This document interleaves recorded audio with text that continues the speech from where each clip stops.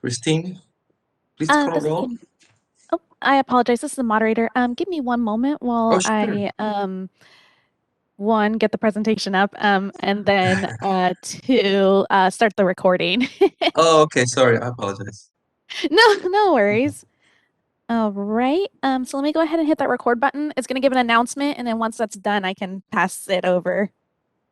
This meeting is being recorded. Good morning. I would like to call this meeting to order. Christine, please call roll.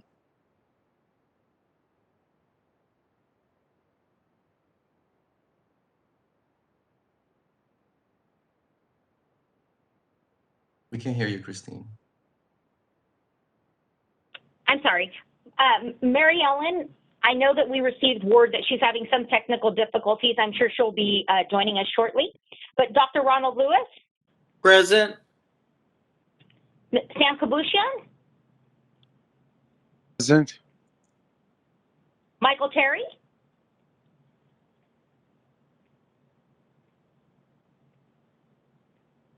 Michael Terry? Present. Cheryl Williams? Present. Vice President Goldstein? Present. And President Guzman? Present. And The thank quorum you. has been established. Thank you. Before we begin, I would like to let the members know that we'll be taking a roll call vote on all action items. I want to also ask all of us to please turn our cell phones to silent. You may notice board members accessing their laptops, phones, or other devices during the meeting. They're using the devices solely to access the board meeting materials that are in electronic format. This is an official business meeting of the Respiratory Care Board. Individuals may be joining us either online, through WebEx, or by telephone. Public comment will be allowed on each agenda item, as each item is taken up by the board during the meeting. Under the Open Meetings Act, the board may not take any action on items raised by public comment that are not on the agenda, other than to decide whether to schedule that item for a future meeting. If you would like to provide a comment, it would be appreciated, though not required, if you would provide your name and the organization you represent, if applicable, prior to speaking. In order to allow the board sufficient time to conduct the scheduled business, public comment may be limited. May I please ask the moderator to advise the public how to be acknowledged both by telephone and online to make a public comment? This is the moderator. To facilitate public comment today, we will be utilizing the WebEx question and answer feature. When the board president reaches a point in the agenda at which public comment is appropriate, public comment will be requested. And at the board's direction, I will turn on and announce the opening of the Q&A feature. Members of the public can indicate that they would like to make a comment by clicking either on the icon with a question mark within a square located at the bottom right-hand corner of their WebEx screen, or if they click the little raise hand icon next to their name on the panelist list. Thank you, moderator. The board welcomes public comment on any item on the agenda, and it is the board's intent to ask for public comment prior to the board taking any action on any agenda item. If for some reason I forget to ask for public comment on any agenda item and you wish to speak on that item, please raise your hand and you will be recognized. Are there any public comments at this time?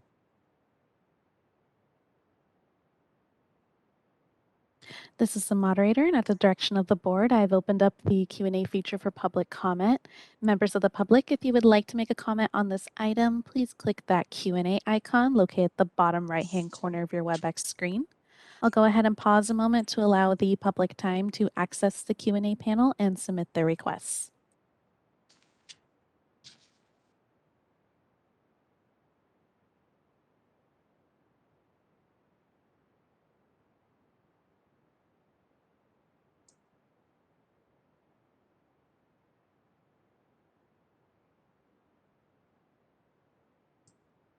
All right, this is the moderator, and it appears there are no requests for public comment. Would you like me to close that Q&A panel?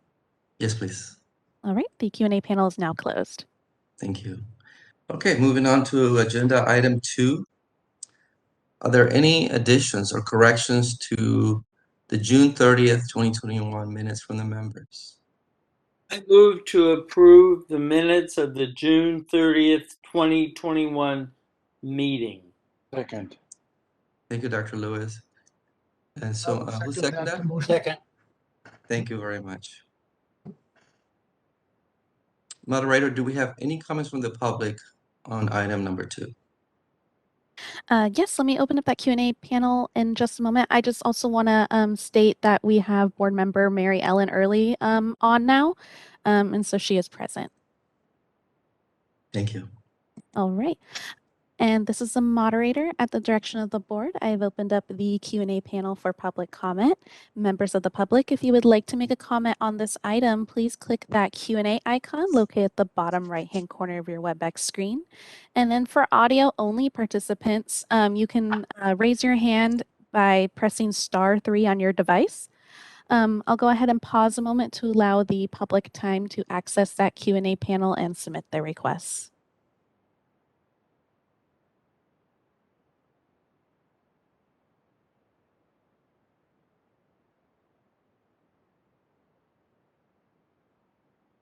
All right, it appears there are no requests for public comment. Would you like me to close that Q&A panel? Yes, please. All right, the Q&A panel is now closed. Thank you very much. Christine, please perform the roll call vote. Yes. Mary Ellen Early?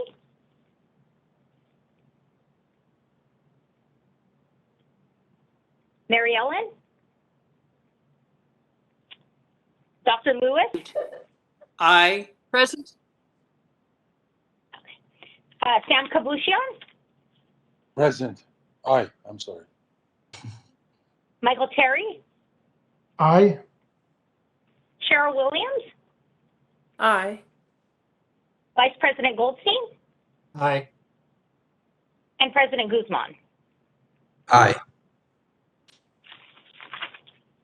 Hey, Christine, this is DCA Legal Counsel, Fred Chanyu. Could we repeat what Ms. Early's vote was? Yes, Mary Ellen Early?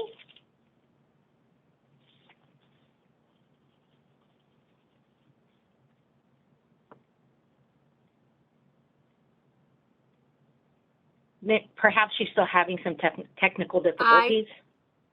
Oh, aye. Thank you. Excellent. Thank you, Fred. Our minutes have been approved. We are going to move on to agenda item 3, and I'll go ahead and turn it over to Stephanie. Good morning, everyone. Morning. It's nice to see you all. What we have, the attachment is the Sunset Review Report. This is a pretty rough draft and it's not complete. And the reason it's on here is for a couple of reasons. One is because this would be the last opportunity to show it to you before we have to submit it, but it's only half complete from what you see. Since the agenda went out, it's almost complete. I have one more section left to do. Normally at this time, this report draft would be complete, but they changed up the questions this year, so we didn't get those until mid-September. And so we got a little bit of a late start. They also pushed back the due date from December 1st to January 5th. So we're working on a little bit of a different time schedule. But the way the sunset process works is that this report will be submitted by January 5th, and then legislative staff will review it and formulate questions that they have about it, and then we respond to those questions. And then there's hearings that are held, probably, I'm guessing they will be in April or May this year. And President Guzman and I will attend those hearings, and probably Christine, and answer any other questions that they have. And in our statute, our boards is set to expire. So this is something we do every 4 to 5 years, and hopefully they think that, we're still doing a great job and they continue our existence. So the other reason I put it on here is because I wanted to bring your attention to budget reports and enforcement data. So I'm going to ask you to go to page 14 first and review our fund condition with me. And on this chart, you'll see there's two rows that are highlighted in what looks to be kind of a purple color: revenues and transfers and expenditures. And if you look at the end, you see those figures are super close. So the money that we're taking in and the money that's going out are pretty much equal, which means our fund condition will stay pretty good. If you look at the bottom, we have 5.8 months in reserve. And ideally, you keep 6 months in reserve, and that's what we are mandated to do, is keep something close to 6 months and not over 6 months. The issue is that, as you know, we just raised our renewal fee significantly, and we have no more authority to raise the renewal fee, which is fine because that would be unacceptable. But as it stands right now, and with expenditures that continue to increase, this is going to start declining unless we do some things different. And Christine and I have been talking about this, and we do have several ideas, and I think that we can prolong the life of our fund for a very long time. But I will tell you that we have cut expenditures that are within our control as much as we possibly can, as far as your attorney general costs, your mailing, your travel, all these things that we have control over. Those are going to end up increasing. There's just no way to cut those anymore than we have over the last 15, 20 years. But like I said, we do have some ideas on where we can cut some costs over the next 2 to 5 years. And I do think that we will be fine for many years. So I wanted to bring that to your attention. And then I'm going to move down to page 16 and talk about expenses a little bit more. And this is the expenditures by program component, table 3B. And the thing that I wanted to point out to you is that this is done by program. So when the enforcement program says 54%, that includes staff personnel, salaries, and benefits. The DCA pro rata is just DCA pro rata. And what pro rata is are the money that we expend for services such as our legal counsel, Fred, personnel, Office of Information Services. There's a few others, but those are the big ones. And if you look at that, you can see that the average right now is about 19.6% that we're spending on pro rata.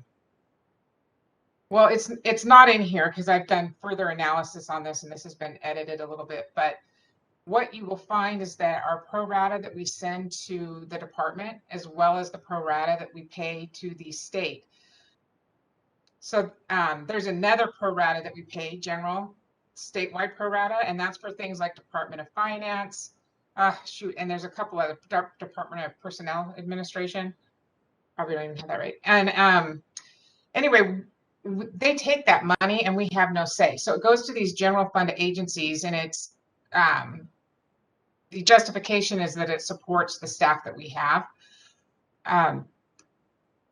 But one of the things I guess I just wanted to bring to your attention is that many years ago, probably 2 decades now, the state had borrowed money from a lot of the special fund agencies, and the special fund agencies didn't have a say in the matter.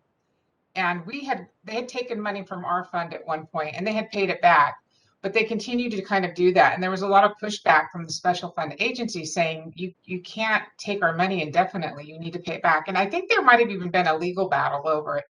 But either way, they stopped that practice.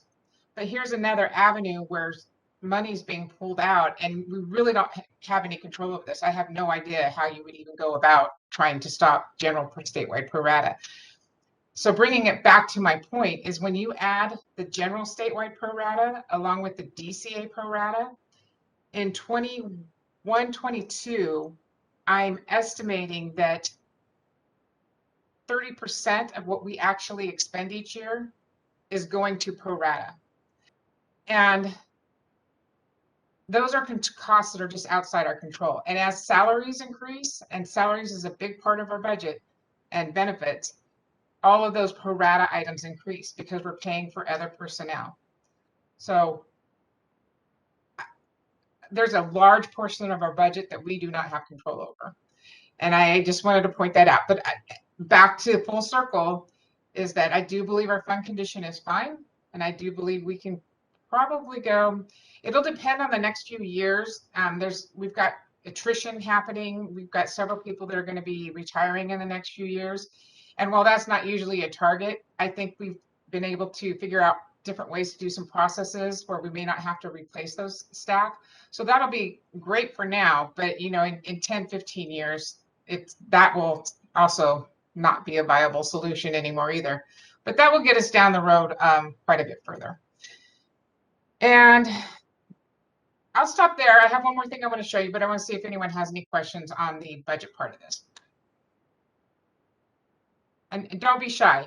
I understand you guys don't deal with this in and out every day. So if you have any questions, ask them. Based on this is member Cheryl Williams. Based on the percentage increase or decrease, or I'll say increase in this fact, isn't that par for the course? It's going to increase based on the cost of living and all that, correct? You're absolutely correct. Yes. I guess the reason I pointed out is because after 3 decades almost of working here, the number one issue with our licensees is always the renewal fee cost. And right. So we've always tried to be very conscious of that. And so just because things go, we never try to just say, oh, because the expenses go up, well, that means your renewal fee goes up. We try to really cut the expenses as much as we can, so it doesn't appear that that's how we operate. And we don't. But at some point, you do have to increase the cost. Yes, and we just did. We just got off a Yeah. huge increase 3 years in a row. Yes. We increased it. Okay. Stephanie, this is Ricardo. Yes. I have a couple questions. First one is, what was the DCA pro rata at the last sunset review? The percent. It was good question. It was, I believe it was 17%. And what I noticed is that in fiscal year 11-12, we were at 11 or 12%. And then it climbed slowly up until 15-16, I think it was. And then it became 17%. And then as you see here, it went to 19 and 21. And a lot of that is connected to Breeze. But it doesn't appear that they're going, it's going to level off higher than 558. The 21-22 shows it at 600 and I believe it's 620,000. So it goes back up the next year. And the reason it went down is because of salaries, because we had the pay cut. So it's going back up and it's going to be around 19% just for DCA. Okay, thank you. The other question I had was regarding not so much the fees, the license fees, but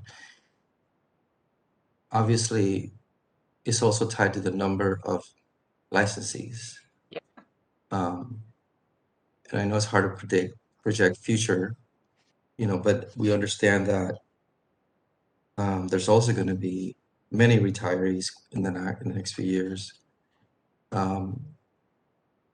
And yeah, no, that's a good point. And it's a really valid point. I've actually been watching ever since we increased our renewal fee. I've been watching Christine and I look at every month. We look at our stats to see where our retirees are at, our licenses are at. So I didn't want to get hit with anything blindsided.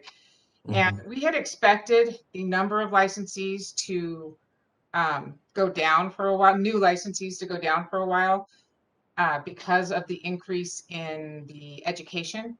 When we went, no, I'm sorry, the increase to the exam when we went to the RRT exam. And if you look to page, let's see, 22, I believe it is. I think there's another one, but this shows the number of new applications. And I had done, and I'm not sure if I put it in this draft. I think it might be there. I think I did talk about it a little bit. And you can see the initial applications are going up. If you're on page 22, you look under received, opened, and the license exam figure. So there's 1215, 1424, and 1538. The number of applications are increasing. The number of people getting licensed are increasing. However, the number of actual active licensees is staying relatively the same. And when I looked at that, what that told me is that we are seeing those retirements, and I can't be sure, but I would like to think that we're coming near an end. When you look at the workforce study that was done in 2007, I think it was, and the most recent one, I believe that we are coming over that hurdle. Now, I do worry that COVID might have an impact on this and delaying this or even reducing these numbers. I haven't heard of any such shortages or lack of enrollment, but that is a possibility. And you're right. And as those numbers increase, and once we get over that hurdle of there's a large group that are set to retire, when those numbers go up, it will help the fund as well. But very good point. Thank you.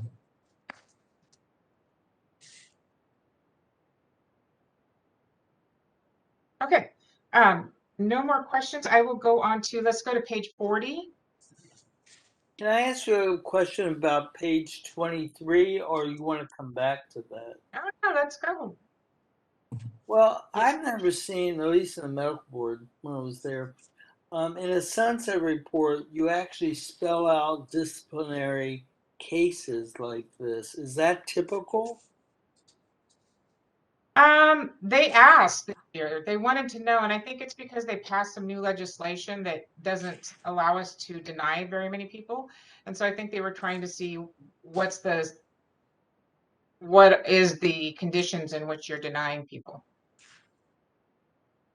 Oh. Are you uncomfortable with the name being on there?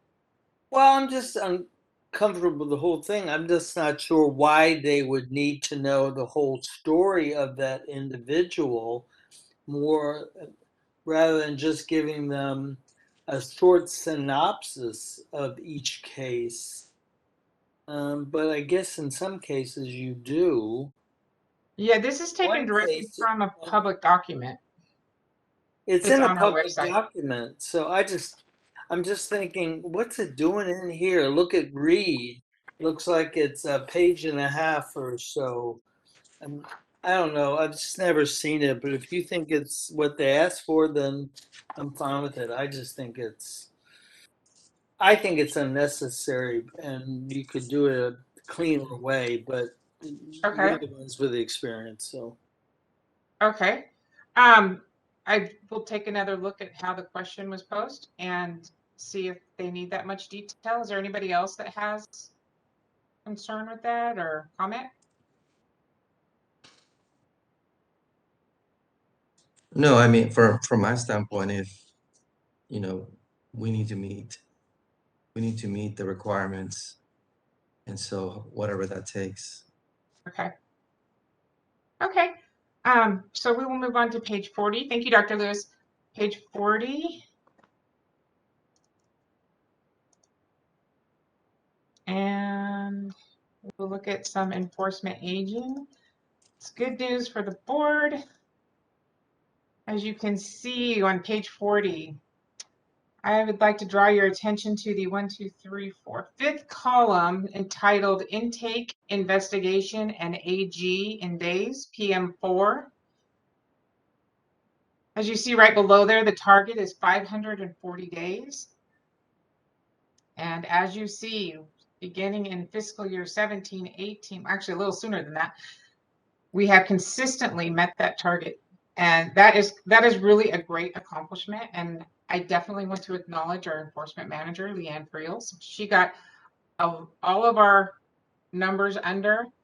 The one that we couldn't get under was that particular column because it included prosecution and the time that's spent at the Office of the Attorney General, to which we have no control.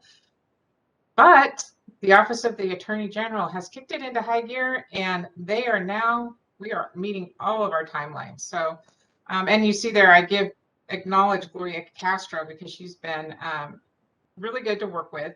We still think there's some areas that we could improve our times, and we're going to continue to work with Gloria on it. But the strides that they've made is really a credit to them. And that would conclude. Okay, so that would conclude my review of the Sunset Report. Is there anybody that wanted to talk about anything else that's in there?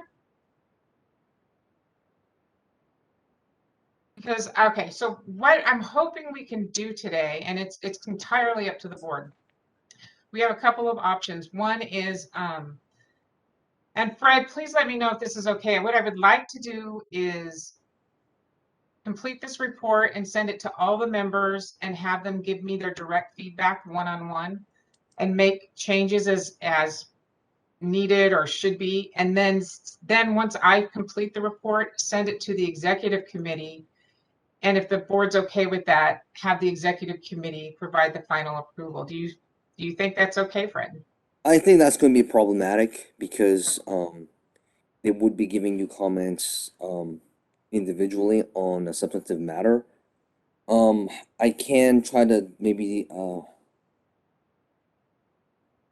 know this is an operational issue, but can I maybe do some research and get back to you later on this? Okay. Yes, you can. Sorry to blindside you. So I guess our two options right now are to either go ahead and schedule another board meeting at the end of December, so we can talk about the Sunset Review Report. That's the one option. The other option is to allow the executive committee to provide the final approval. And if I can send it to the board members, I certainly will to get their feedback. If that is not an option, then it would just be to the executive committee to make that final determination and approval. And I will leave that up to somebody on the board to go ahead and make a motion on that. I'd like to make a motion to have the draft sunset report sent through the executive committee back to staff to make any changes as necessary before we have another board meeting where we're all together to discuss. Second. So, okay, so so do you want to schedule a board meeting at the end of December? Well, here's the thing that I think, I don't know, Fred's the expert, but you can't have individual board members commenting back to you. It needs to be in a board venue. Once it's cleaned up and massaged, then the board can vote on the final document and approve it together. So we'll have to trust the executive committee to massage it with you and give it back to us. I think, Okay, Fred, is that right? Fred? So we will have another board meeting at the end of December then. So that is what you're proposing. Well, the report's due January 5th. Before January 6th. The report is due in January. Yeah, so you'll have to have, is that Fred? That was me, Ricardo. Oh, Ricardo. Fred, isn't that the process for these Sunset Report reviews? That is correct, Member Lewis. Generally speaking, on matters of substance, the matter should be discussed in a board meeting. So I think this approach that's being laid out in this motion would be the prudent manner to approaching it. Thank you. Yep. Okay, so we will be scheduling another board meeting at the end of December. Sounds good. I'm sorry, this is Christine. I just wanted to say we may have to actually do it a bit earlier if we are talking about having sufficient time to have it published prior to submitting the early January. Good point, Christine. Good point. Yeah. Boy, we're gonna have to turn right around. So we'll probably have it in the third week of November. November? Yeah. End of November, 1st of December. That should give the board enough time. You have Thanksgiving coming in the end of November. Yeah, I think we need to do at least 4 weeks for publishing. So yeah, so we'll add that to the end of this agenda if that's okay, President Guzman, to add That's- a meeting that's at fine. the end. Okay. Christina or President Guzman, can you do one of those, not GoDaddy, something where you can at least get a quorum present for the next meeting? You know, what do they call that tool? I don't know. I mean, for different dates and times? Yeah, you know, I can do it this way, somebody can do another date, and then at least you know you have a quorum. Mhm. I can't remember the tool, so sorry. Well, Christine, do you know what he's talking about? I think we're going to go ahead and schedule it in just about an hour here when we get to Okay, that agenda well, item. I'll get my calendar. We can do it that way too, but there is a tool that if you weren't ready, you could do it, but that's fine. Okay. It's all good, but we need to have it, so thank you. Thank you. Christine, do we need to adjust the motion? Well, Fred, I was just going to ask you, since it's going to go back to the entire board for review, do we really need the existing motion? So let me just be just clarify for just for the record. So right now the motion is for the sunset report to be, well, the draft of it to be sent back to the executive committee and to work with the executive officer to get a final draft to be submitted to the board, you know, at a meeting to be, you know, next month to be voted on. Is that correct? Yes. I mean, just to be prudent, I would just say vote for it since, you know, it's already on the calendar as an action item. And so that way, the executive committee would have the mandate of the board to work on this report. I would just recommend a vote just to be prudent. Okay. Okay, so does this sound, am I capturing it correctly? To have a draft of the sunset report sent to the executive committee to make changes and work with the executive officer to finalize draft before the meeting, the scheduled meeting. I would accept that motion as I had previously stated. So you cleaned it up, but I would accept that. Or Okay. I think we can just use the word, you know, like for the executive committee to work with the executive officer on finalizing the draft of the sunset report and to submit this report at the next board meeting. Yeah, it all says the same. So that's Okay. Okay. Any other comments from the members? Moderator, do we have any public comments? This is the moderator, and at the direction of the board, I've opened up the Q&A feature for public comment. Members of the public, if you would like to make a comment on this item, please click that Q&A icon located at the bottom right-hand corner of your WebEx screen. Go ahead and pause a moment to allow the public time to access that Q&A panel and submit their requests.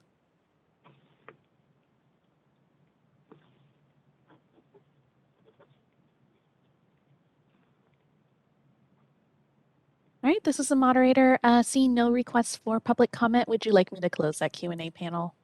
Yes, please. All right, the Q&A panel is now closed. Excellent. Christine, would you please take a roll call vote? Yes. Mary Ellen Early?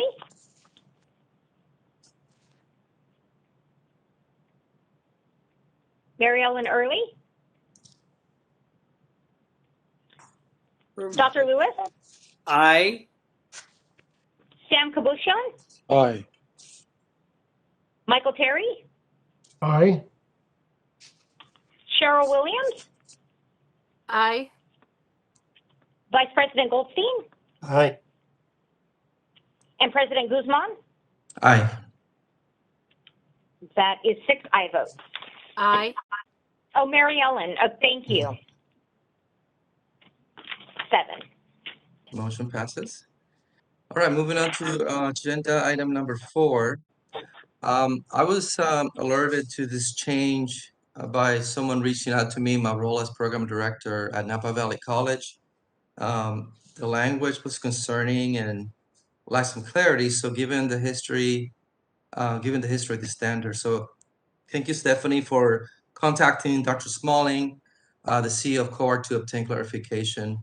The CORE is proposing to amend its accreditation standard 1.01, reversing the provision that require all new respiratory care education programs to be at the baccalaureate degree level. They're proposing to again allow new programs that only offer an associate's degree.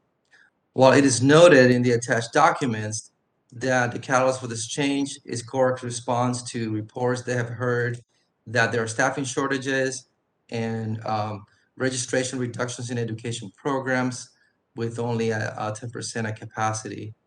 The time to complete the online survey has passed. It was a few days ago, but there's an opportunity to provide oral testimony on December 10th. And so I wanted to bring this proposal to the board members and anyone that's any public members here. I believe that Michael is. Did you get a chance to invite some employers? Yes, I've sent this through the Loma Linda University group, and they've provided some feedback, and we'll provide verbal feedback on the 10th as well. Excellent. Are there any comments from the members at this moment? Sorry, Executive Officer, President Guzman, we do have, I see some of the attendees are here too, and I believe will be commenting on this. Excellent. They invited. Before I turn it over to the public, are there any comments from the members? All right, moderator, any comments from the public? This is the moderator, and at the direction of the board, I have opened up the Q&A feature for public comment. Members of the public, if you would like to make a comment on this item, please click that Q&A icon located at the bottom right-hand corner of your WebEx screen. I'll go ahead and pause a moment to allow the public time to access that Q&A panel and submit their requests.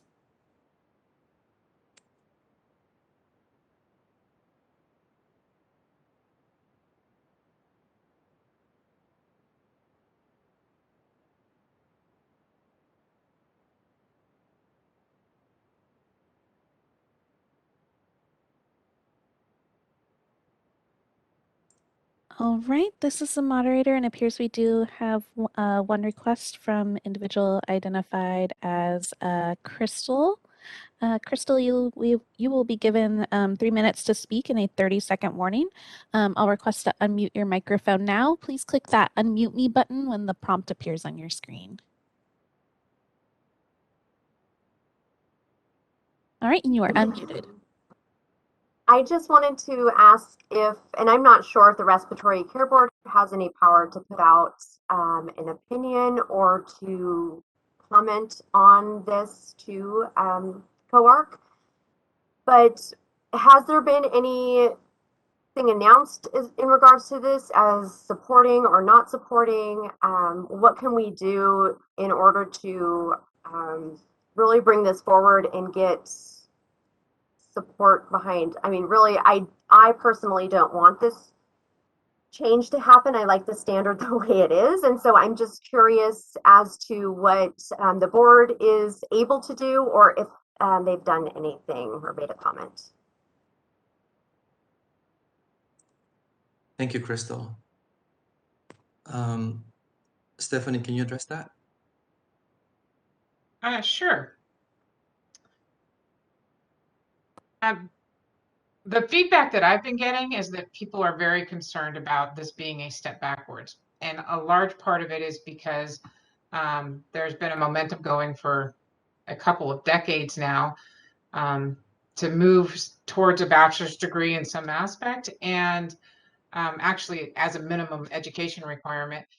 And we have not seen any shortages. We have not heard of any. And that's why we invited some people, try and get some input from, I see we have a lot of people on the phone, so I'm hoping we can get some more input here. But we're not seeing any shortages. And the reason why, when I talked to the director of COARC, the reason why they're doing this is because they said they had gotten comments that they are finding shortages in education programs, and they say it's COVID related. The thing that doesn't quite make sense is that doesn't resolve anything. If there's a shortage in an education program, that's not going to make more candidates happen by lowering it, because those programs still exist. And what this new standard does is says that a new education program can be created at an associate level, whereas the standard before said a new program can be created, but it has to be at a bachelor's degree level. But it did not eliminate the associate degree level existing programs. So now new programs can be established, but it doesn't make sense if they're not at full capacity now. Why would anyone create a new associate degree level program and think that it's going to fill up? So that's kind of the feedback that we're getting on it. And we brought it to the board to see, because they're having a hearing in December, to get more feedback and comments and see how the board felt about it, and if we should be sending somebody to weigh in positively or in support or opposition of the change. Thank you, Stephanie. Yeah, I'd like to add that COARC, being a national accrediting agency representing all 50 states, makes it difficult for us to get them to change their policy. However, I definitely think that it's important to voice our opinion, or voice our opposition to it, so that we can at least get our voice heard. I have a question. I'd like to second that idea. I think that it's important that the board comes out in opposition to the change, because I think this is a step backwards. This is the moderator. We do have a couple more requests for public comment. Shall I go continue going through them? Yes, please. I have a question, Dr. Lewis. Fred, these don't require motions. These are only public comment on a particular agenda item. Is it appropriate to discuss them when board has not discussed them? I think it's fine to discuss it right now, because the item on the agenda is to talk about, I guess, this proposed amendment by COARC. And further, it's listed on the agenda item that action will be taken. Well, action may be taken on this agenda item. So I don't see that as being problematic for the board members to discuss this. I mean, obviously, it's up to the board to decide whether they want to hold discussion until they hear everything from the public, or to discuss some of the public comments before moving on to the next public comment. Okay, I just need clarification, because usually you don't have a back and forth interaction. But thank you, Fred, for clarifying that. Okay. I did have a question for Stephanie. In your discussions, did COARC indicate any particular geographic area within the country that was requesting this step back? They did not, but they did say that they had not received any comments from California or reports. Okay, thank you. Moderator, would you please continue with those that are interested in making a public comment? Yes, thank you. Crystal has requested to speak again.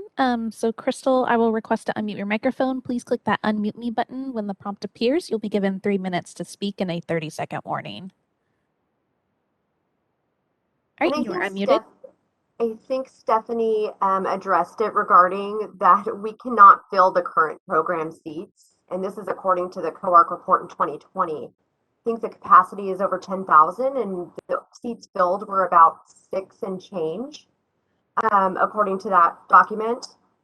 And the other thing really that I notice here in the Sacramento area, we have 4 major health systems. 2 of these health systems were not taking any students during COVID. And we had to take on more students in our healthcare system, which we were fine doing, supporting our profession, supporting these students. But if we're opening up more programs, and this is going to happen across the nation, that's something else that if the board was going to make a suggestion to COARC, that's something I think is important to bring up. And that's all. Thank you, Crystal. All right, this is the moderator. We'll move on to our next individual who has requested public comment, Wayne Walls. Wayne, I'll request to unmute your microphone. Please click that unmute me button when the prompt appears. You'll be given 3 minutes to speak and a 30-second warning. All right, and you are unmuted. Everybody for this opportunity to speak publicly. I first want to thank the Respiratory Care Board for all of your great efforts and work towards the profession here in California. In response to this matter that's presented currently, at the direction of the CSRC Board of Directors, I drafted a letter to Tom Smalling on this subject, and I'd like to take a moment and just read a piece of that for the public to be aware of. And I told Tom that, as you're aware, California has an overabundance of associate degree granting programs. As per the recent tweet by the NBRC regarding national enrollments being down by 27% and only 10% are at capacity, many of the California programs are suffering enrollment issues as well.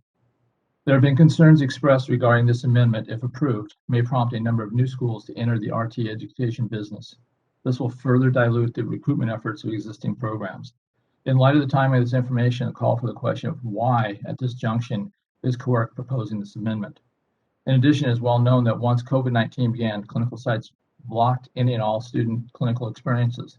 Virtually every RT program has scrambled to craft workarounds in order to provide their students sufficient clinical experience and to not only complete the program, but be able to pass the NBRC examinations to the RRT credentials as required here in California. I think it's important for the public to know about that we are taking affirmative steps and concern about this matter because of those areas that are cited within it. Myself personally has responded to COARC's call for public comment, as well as a number of colleagues in the respiratory profession, as well as the CSRC. Thank you very much for this opportunity to present this information. Thank you, Wayne. We appreciate that.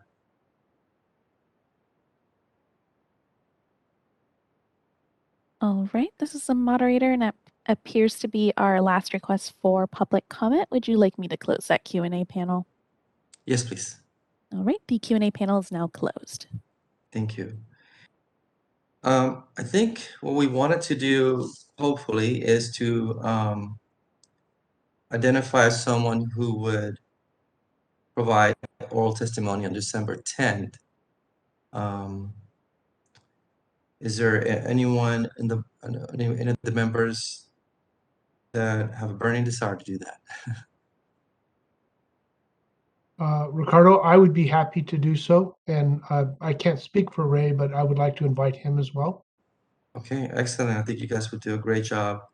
So I'd like to ask for a motion to have Michael Terry and Ray Hernandez attend a December 10th virtual hearing and provide, testimony, express concern, etc., and oppose this proposal. I make a motion as stated by the president. Thank you. So I don't have to repeat Second. the whole thing. Do we have a second? Second. Thank you, Mark. Mr. President, this is Fred Chen, UDCA Legal. So the motion is for the board to send 2 of its members to express its opposition to COARC's proposed amendment. Is that correct? Correct. And also, since now there's a motion on the table, I would recommend opening it up for public comments once more, just to see if the public wants to comment on that. Any other comments from members regarding this proposal, this motion? I have a question just for clarification. How does the board influence the number of programs that are being developed or new programs popping up? Does the board have influence over that, or these organizations speak in opposition, so we don't dilute the educational experience of RTs? Thank you, Dr. Lewis, for that question. It's a great question. Stephanie, you can correct me if I'm wrong. Our mandate is to protect the consumer first and foremost. And so I don't believe that we have the authority to prevent any program from starting. That is why CORC exists. Is that correct, Stephanie? That is correct.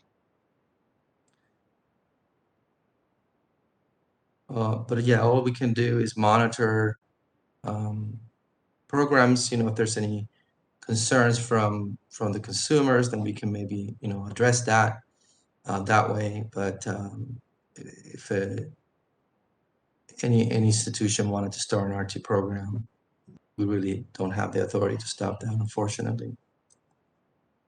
Any other comments from the members?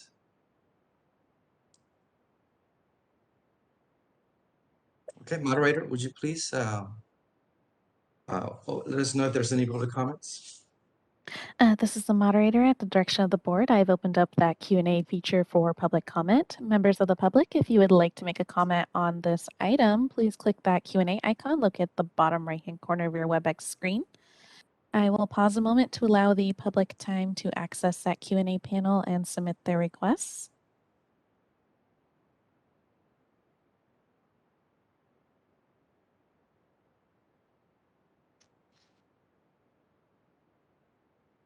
All right, this is the moderator. Appears there are no requests for public comment. Would you like me? Oh, I apologize. We actually do have a raised hand for one of our call-in users. So call-in user, I will request to unmute your microphone. I believe WebEx will give you a prompt on how to do that since you are audio only. And you'll be given 3 minutes to speak in a 30-second warning. So I will request to unmute your microphone now. Yes. Hello? Oh, and you Hi, are this is unmuted. public comment. Yes. Mary Adorno, on behalf of all of the students in the state of California, and speaking in terms of the workforce shortage issues, I am a legislative specialist. I will state that up front. I've been in the legislative arena for over 30 years now. Every single clinical field has certification programs, associate programs, and it is at the request that you not eliminate the ability to have some level of RT that would work with the employers and that would be safe for quality care, so that we do not eliminate the associate. I am in full support of advancing the respiratory therapist role. However, just like the nurses, I think you guys need to do your hard work and determine what scope areas are acceptable for associate degree level. You've had these associate degree people working for how many years, and now you're going to say, oh no, we're going to advance the skill set and no one can no longer be an RT because they need to have a baccalaureate. That is not the right approach. It is not within workforce development. It is not within the state of California's best interests for the universities, the junior colleges. There's some hard work that needs to be done by the board, and you need to get to that level where you can delineate which scope can be handled and which ones have been handled by the current RTs and there haven't been quality of care issues. You need to look at where there are disciplinary areas because the RT said that they didn't have enough training, and perhaps those are the skill sets and the levels that should be reserved for baccalaureate types. but you really do need to investigate how to do this in the best manner. And eliminating lower classifications is not the way to do it. Thank you very much for the opportunity to speak today. Thank you, Mary. We appreciate your comment. All right, this is the moderator, and I do have another raised hand from Samantha Scott Marquinette. And Samantha, you will be given 3 minutes to speak and a 30-second warning. I will request to unmute your microphone now.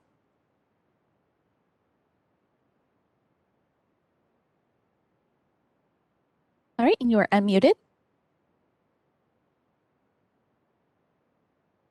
Hello, I'm Samantha Scott Marquina. Thank you for the opportunity to speak today. I'm calling on behalf of the University of California, San Francisco, which happens to be, I am the interim director here.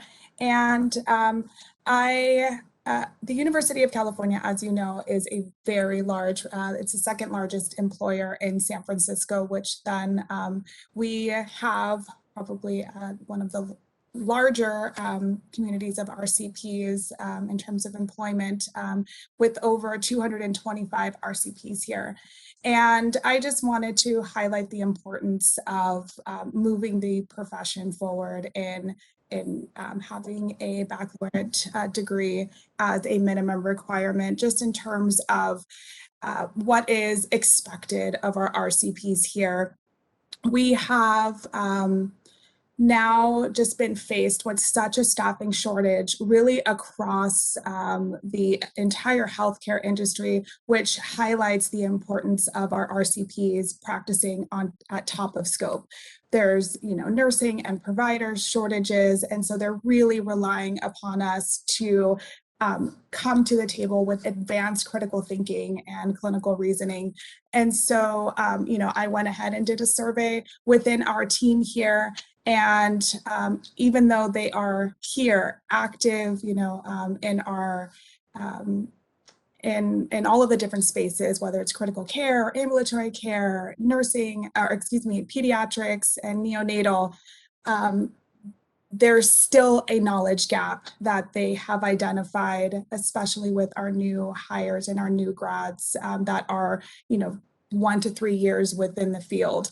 And so, really just doing our due diligence and providing them with what's expected of them when they come into an organization at this scale. And we have opportunity, whether it's in a PFT lab or, supporting ALS patients in at-home settings. So it's not just all, advanced critical care. We have opportunity for many different types of care, and even at all levels, we're seeing a knowledge gap. And so I certainly want to make sure that we prepare our 30 seconds. Thank you, for what's expected of them when they enter the field. So anything that I can do to help support this initiative, please let me know. And I thank you for the opportunity to speak. Thank you, Samantha. We really appreciate your comment.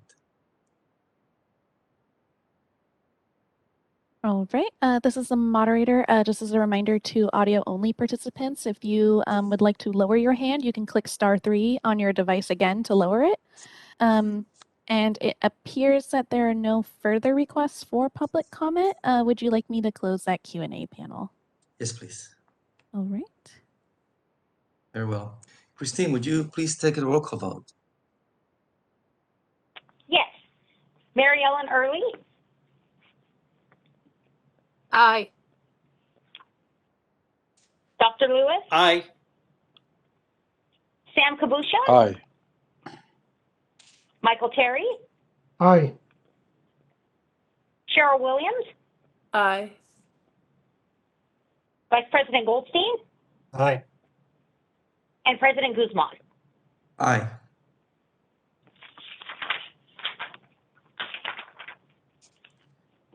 Okay, moving into agenda. Thank you. The motion has passed. Agenda item number 5. We're going to table this item as the Professional Qualifications Committee Chair was called away to serve on jury duty. we will place this presentation on the next agenda.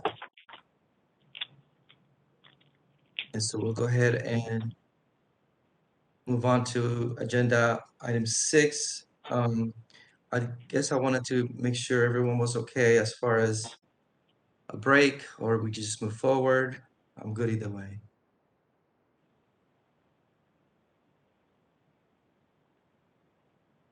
No? I think staff is okay with moving forward. Excellent. If no other objections, we'll go ahead and move forward. I'll go ahead and let Christine take over item 6. Thank you. Good morning again, everyone.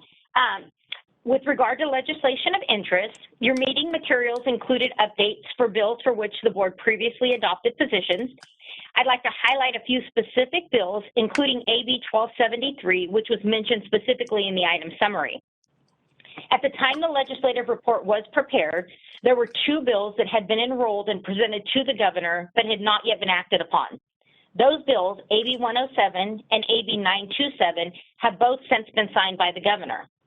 AB 107 addresses temporary licensure for military spouses, but does not directly impact our board since we fall under an exemption due to our existing expedited licensure process for military members and their spouses. There is another provision in the bill that requires annual reporting to the legislature on licensure of military members, veterans, and spouses, and staff will ensure compliance with this reporting requirement. We were very excited to hear that AB 927 was signed by the governor. Our board took a support position on this bill aimed at extending the operation of the statewide community college baccalaureate degree pilot program indefinitely. This means that the 2 respiratory bachelor programs at Skyline College and Modesto Junior College are now permanent. As noted on the legislative report, AB 619 related to lung health and supported by the board was also signed by the governor. AB 619 requires the Department of Public Health to develop a plan with recommendations and guidelines for counties to use in case of a significant air quality event caused by wildfires or other sources. It also requires a county, in advance of its next emergency plan update, to create a task force to use their air quality plan developed by CDPH to develop a county-specific plan that addresses the recommendations and guidelines developed. As this was the first year of a 2-year legislative cycle, several bills were held or failed passage. This included AB 562, the bill discussed by the board at its June 30th meeting, addressing mental health services for frontline COVID-19 healthcare workers. As you may recall, the bill posed an astronomical fiscal impact to those healthcare boards subject to the bill's provisions, although the author did acknowledge this hurdle and agreed to work to alleviate some of the anticipated fiscal impact. Staff will continue to monitor AB 562 and all the other identified bills held this year for potential movement once the legislature reconvenes in early 2022.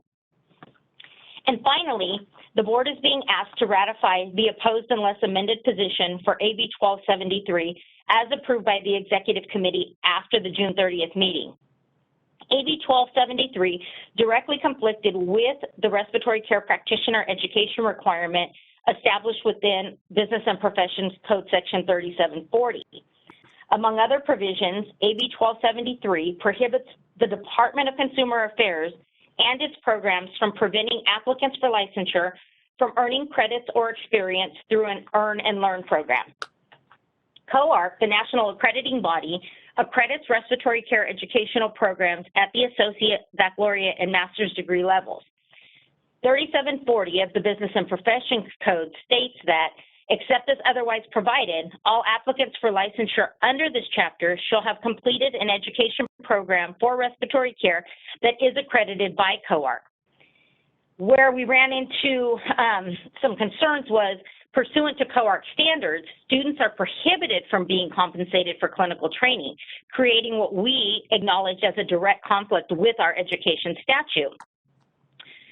Following approval of the opposed unless amended position by the executive committee, Stephanie began actively working with Jennifer Tannehill of Aaron Reed and Associates, and also the legislative advocate for CSRC, to share the board's concerns as well as the impact AB 1273 could potentially have on the profession as a whole.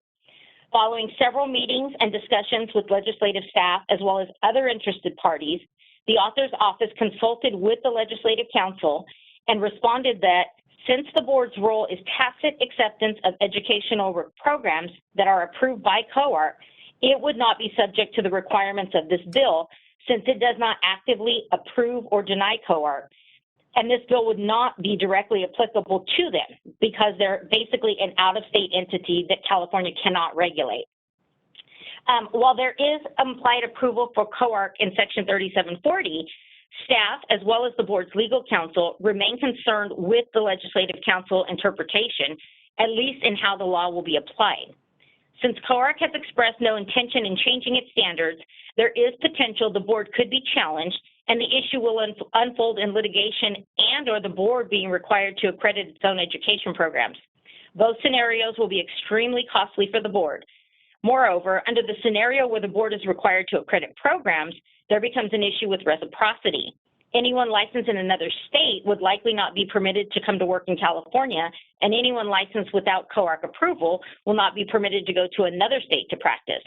This cripples reciprocity, which has been long sought after by the legislature. Despite our opposition, AB 1273 was signed by the governor on October the 4th. At this juncture, we will operate under the opinion of Ledge Council and hope a challenge to the requirements never surfaces. Are there any questions specific to AB 1273 or any of the other legislation of interest?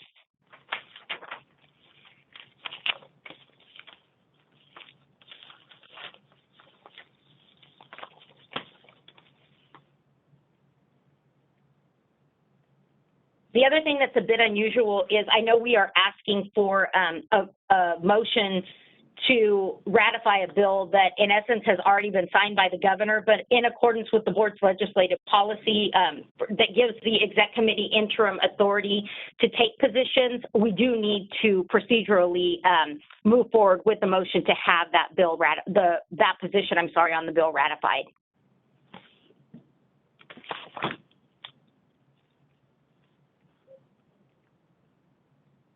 Anyone would like to make that motion? Me to move to support the ratification of AB 1273. Is that what you're asking for, Stephanie? This is Christine, but yes. But Christina? Mm-hmm. Oh, Christina, you're asking for that? So I move to support the board's position of the ratification of AB 1273. I second that.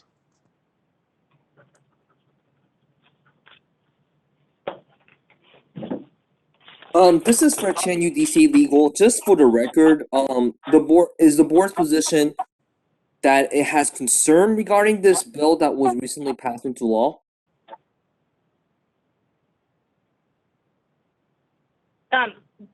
Well, the position taken was oppose unless amended, but I don't know if you're asking for beyond that what the board's thoughts are on the overall intent or requirements of the bill. Well, okay. So in essence, the motion is just to reaffirm the board's previous position on the bill. Correct. Yes. Okay.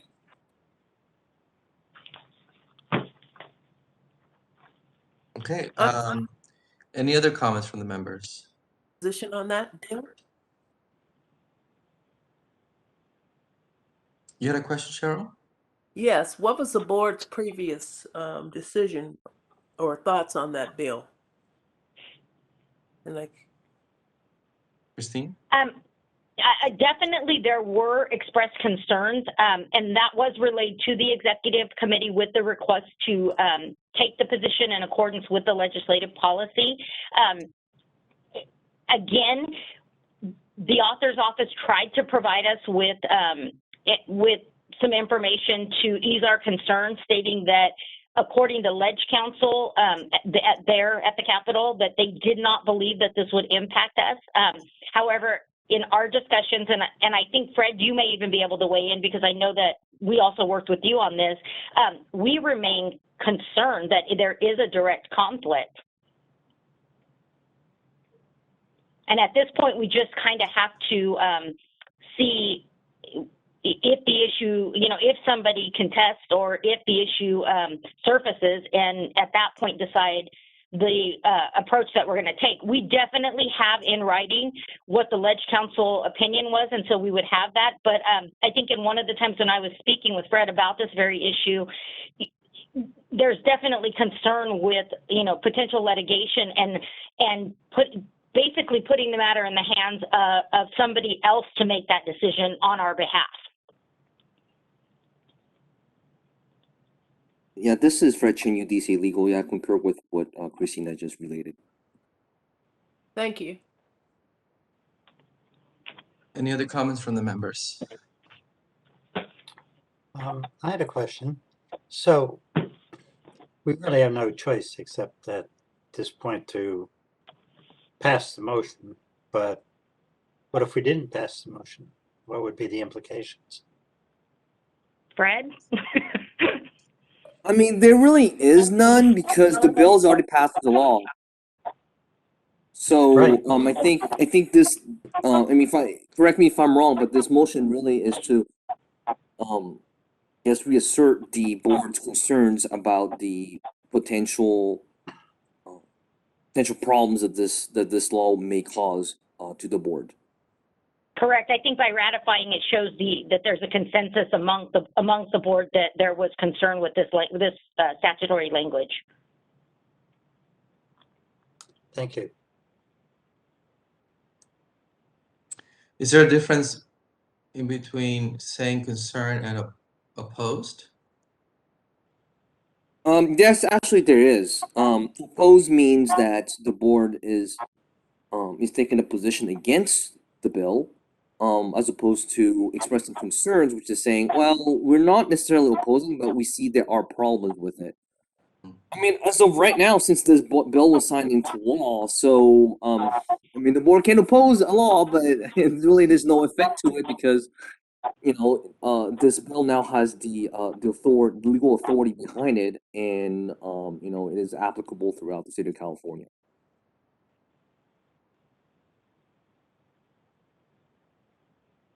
In an ideal setting, we would have liked to have been exempted, but again, going back to the legislative staff reaching out to Ledge Council, their response was, well, you don't really need an exemption because according to them, this doesn't apply to us.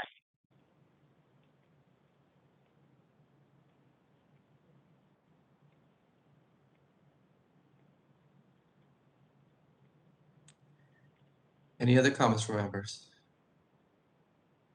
But it does apply. So we're in that gray area, right? I think that Whether we have concerns that it may apply, and that right. If it surfaced, we are concerned that if it were litigated, that somebody may unfortunately agree with us, and that there could be an issue, indicating basically that because we are not, COARC is not accepting of an earn and learn program, if you will, they have an issue with there cannot be compensation for clinical. And that's really what it comes down to. They state that you cannot be paid for clinical hours, the students. And they provide rationale as to why they are, that is their position. But if we were to have this heard in the court, somebody may agree that they are not an earn and learn program and would say that, in essence, you cannot accept them as an accrediting body, in which case it could fall back on the board to have to accredit the programs. Right. On the other hand, somebody may say, oh, no, we do agree with Ledge Council and we don't, and you're fine, you're exempt. It's just that it's kind of gray, as you stated. This is Stephanie. I would also like to add a comment. I was on several calls with legislative staff and other interested parties. And it was really clear what the intent of the legislation was. And that's why we are concerned, because the intent does not line up with the legislative council's interpretation. And so we may not be the first target on the list, but I imagine eventually if the agenda that they have right now continues to propel and move forward, that eventually they will come to the board and say, either COARC needs to change or you need to start accrediting your own programs. So that's why there's such a concern for this legislation. But Stephanie, this bill doesn't require that the respiratory care board changes makes any changes, right? No, not right now, but I have there's a basis for why we're suspicious on it will be challenged in the future. When they try to implement this bill, whoever's implementing it and doing the regulations is probably not going to read it how the legislative council interpreted it. Mm. If you look at the actual language, it doesn't read like that. But you can make an argument either way. Mm-hmm. So, but there's like Fred said, there's nothing we can do at this point. The governor signed the bill; it's in effect. It's just the fact that we have the legislative policy. We did this in between a board meeting, and it's important to we have that legislative policy so the exec committee can take a position on this in between board meetings. And we would like to see it ratified because that supports that policy. And I think Mark was kind of asking earlier, if you don't support that position, then maybe we need to re-examine the whole legislative policy and start having emergency meetings when something comes up. Which I don't think that's an avenue anybody wants to take, but things have changed.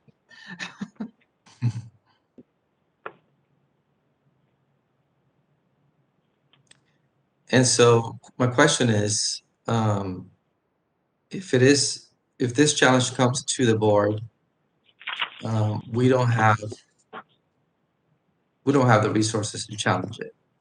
Oh, no. I mean, we'll move forward, but we will be limited. Yeah. Mm.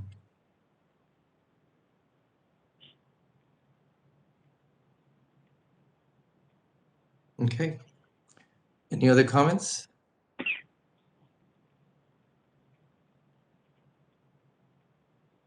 Moderator, are there any public comments? This is the moderator, and at the direction of the board, I've opened up the Q&A feature for public comment. Members of the public, if you would like to make a comment on this item, please click that Q&A icon located at the bottom right-hand corner of your WebEx screen. And for audio-only participants, if you click *3 on your device, it'll allow you to raise your hand to indicate you have a comment.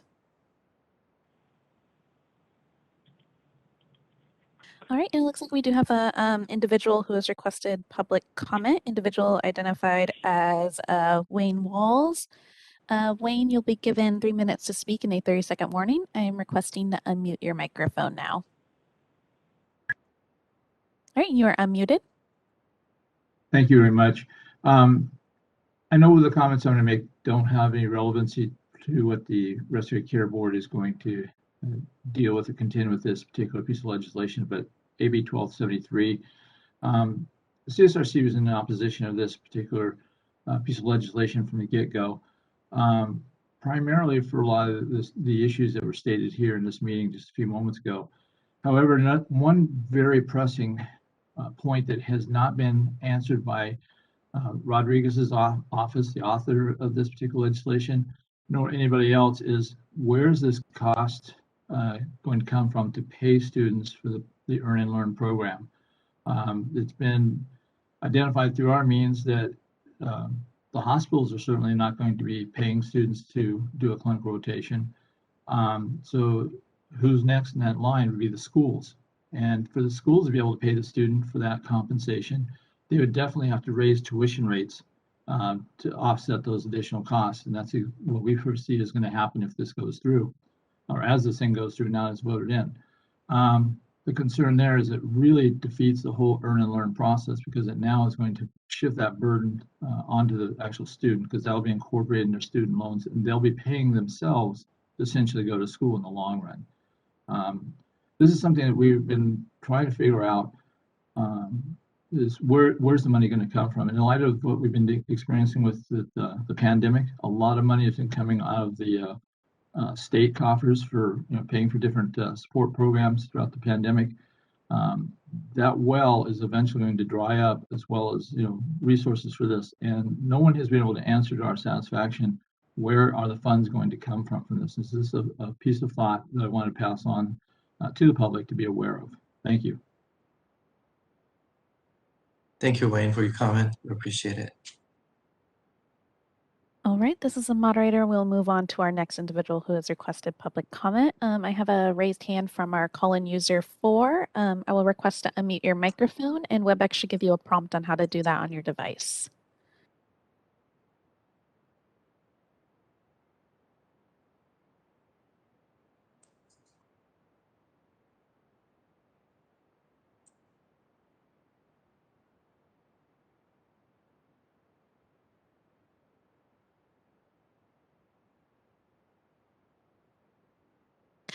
This is the moderator. If our call-in user, I'll request to unmute for our call-in user one more time. But if they don't wish to speak, if they could press *3 on their device to lower their hand, that way I can tell that they do not actually have a comment.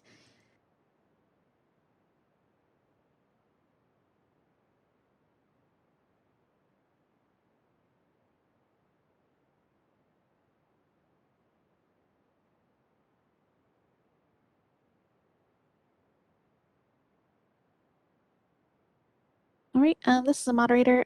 It appears that our call-in user is either unable to unmute themselves or does not wish to comment. If they could lower their hand by pressing *3, that would be helpful. In that case, I'll move on to our next individual, Dr. Lisa Schmidt. I'll request to unmute your microphone. You'll be given 3 minutes to speak and a 30-second warning. All right, and you are unmuted. Thank you for allowing me to make a comment. I'm a program director for a radiography program, and I also serve on the board of directors for the JRCERT, the Joint Review Committee on Education and Radiologic Technology. And just letting you know, we stand in opposition. As a member of the medical imaging community, we drafted a collaborative letter that was submitted to Governor Newsom. And despite the letter, the bill passed for AB 1273.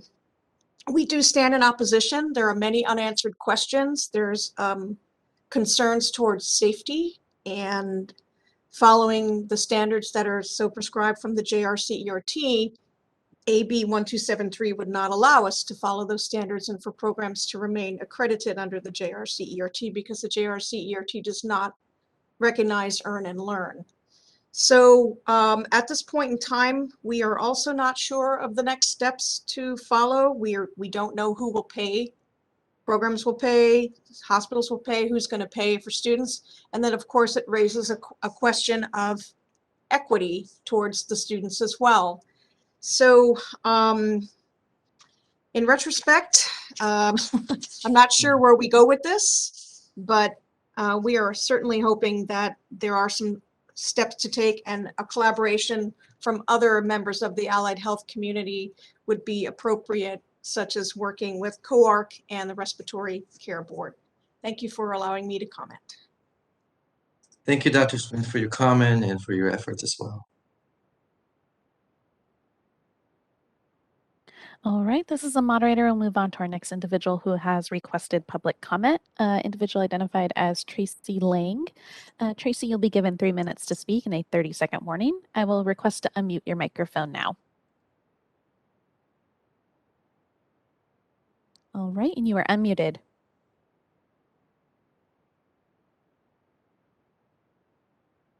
Thank you so much for the opportunity to speak on behalf of the Joint Review Committee on Education and Radiologic Technology regarding AB 1273. And not to reiterate what Dr. Schmidt just said, as she sits on our board of directors, we do sincerely appreciate the invitation to the Respiratory Care Board of California to discuss the implications of this legislation. And we also agree with Mr. Walls concerning compensation for these students and where those fundings will come from. This does completely go against our standards for an accredited program in radiography, radiation therapy, magnetic resonance, and medical dosimetry.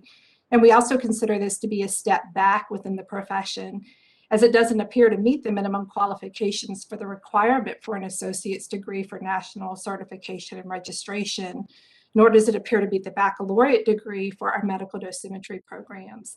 So again, we also remain concerned, and we will continue to watch over the next 2 years as this legislation comes to fruition. Thank you so much. Thank you very much, Tracy, for your comment. We appreciate it.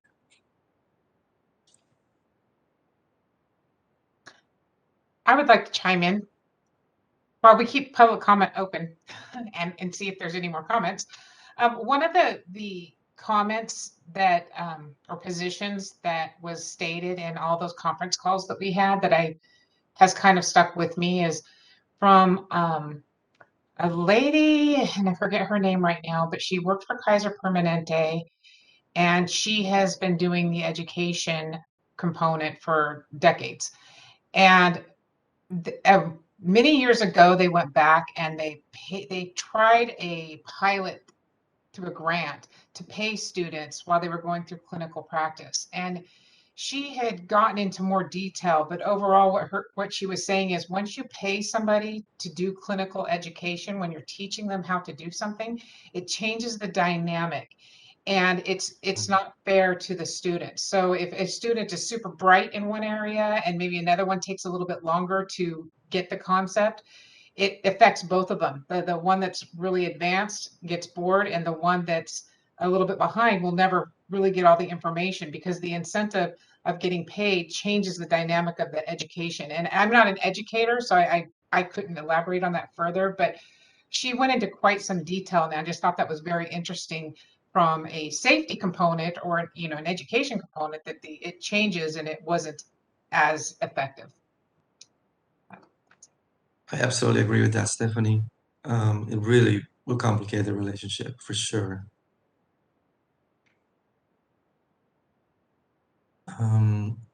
Let's see, any other comments from the public at this point? This is the moderator. It appears there are no further requests for public comment. Would you like me to close that Q&A panel? Yes, please. All right, the Q&A panel is now closed. Okay, Christine, I believe we need to call a roll call. Yes. Mary Ellen Early?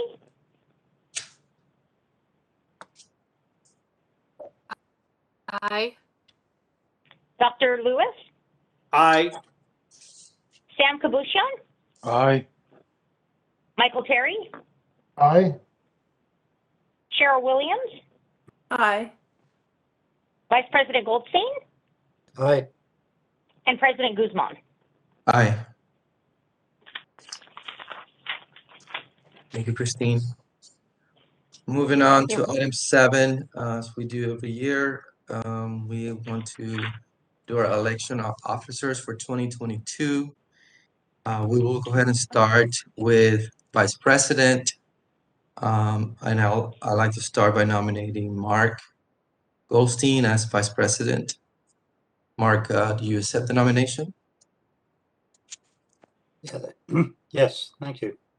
I second that nomination. Thank you. Are there any more nominations at this point? Yeah, I'd like to nominate Ricardo Guzman for president. I think we're only on vice president, right? You can nominate, make any nominations that you would like. Yes. Okay.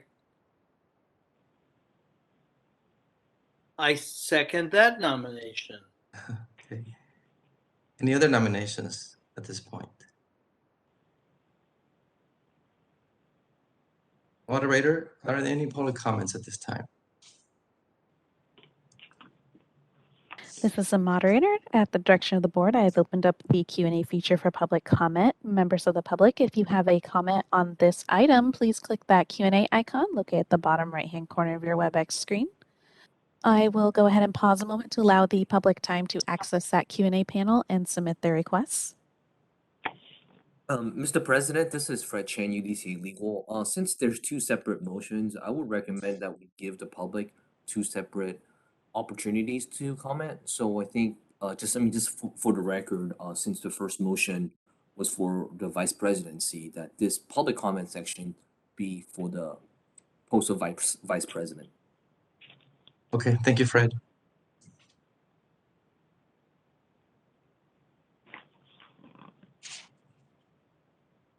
This is the moderator. It appears there are no requests for public comment. Would you like me to close that Q&A panel? Yes, please. Christine, will you please take a roll call for this nomination? Yes. Oh, sorry, this is Marielle. Fred Chen, UC Legal. So for the record, this is the post of vice president, the motions for vice president, correct? Correct. Thank you, Fred. Correct. Mary Ellen Early.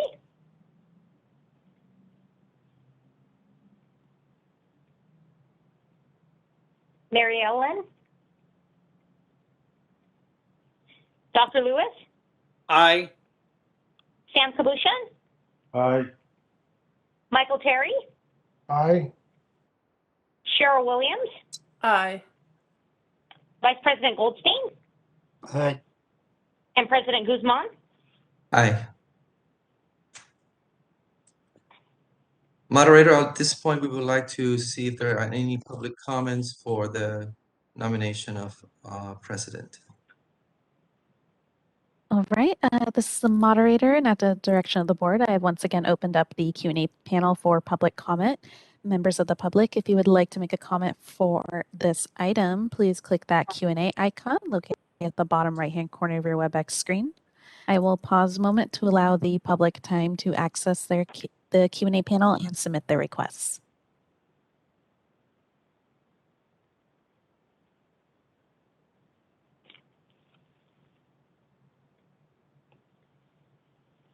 All right, it appears there are no requests to for public comment. Would you like me to close the Q&A panel? Yes, please. Christine, would you please take roll call? Yes. Mary Ellen Early. Aye. Dr. Ronald Lewis. Aye. Sam Kabushan. Aye. Aye. Michael Terry. Aye. Cheryl Williams.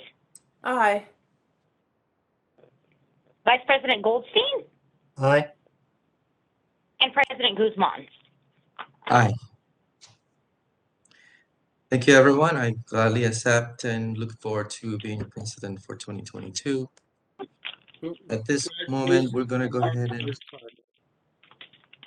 there a comment? Okay.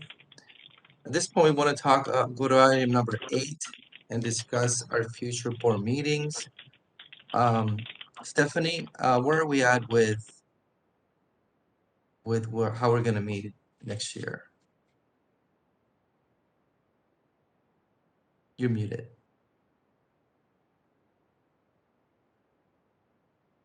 Stephanie, you're muted. Great. So awkward to repeat what you just thought you were talking. Fred, I know Ryan talked about this. Right now, we're operating off of a legislation that was approved and went into effect a couple of weeks ago that allowed us to have this meeting. But that authorization ends, and that legislation authority ends January 31st, 2022.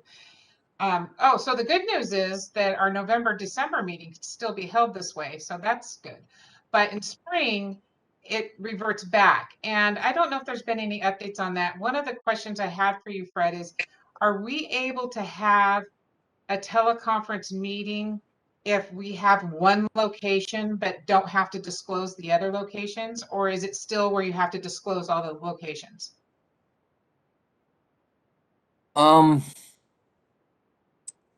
I think right now the situation is kind of in flux. So, I'm definitely keeping an eye on this. I think at this point it's a little bit tough to answer. Can I circle back with you in just a moment? Okay, yeah, please do. So while Fred's checking on that, let's look at, because this is going to take a little bit longer. I don't know if we have a calendar. If I just asked Sarah to see if she could pull up a calendar, but if not, if you have your own calendars, to look at this year, and I'm looking in November 2021, and it would be a very short meeting to look at the sunset review report and either finalize it one way or the other. And the week to do that, the optimum week would be the November 15th 15th, 16th, 17th, 18th, or 19th. And that's the week before Thanksgiving. Is there a date in there that works for somebody, and we can just start from there and see if that works? And we can still have it. We'll have it the same format that we're having it right now. It'll be online, open to the public, and I wouldn't think it would last more than an hour. 18 and 19, I'd vote for it any of those 2 days, Thursday or Friday. Okay. Is there anybody that cannot meet on the 18th or the 19th? I can meet on the 18th until noon. Okay.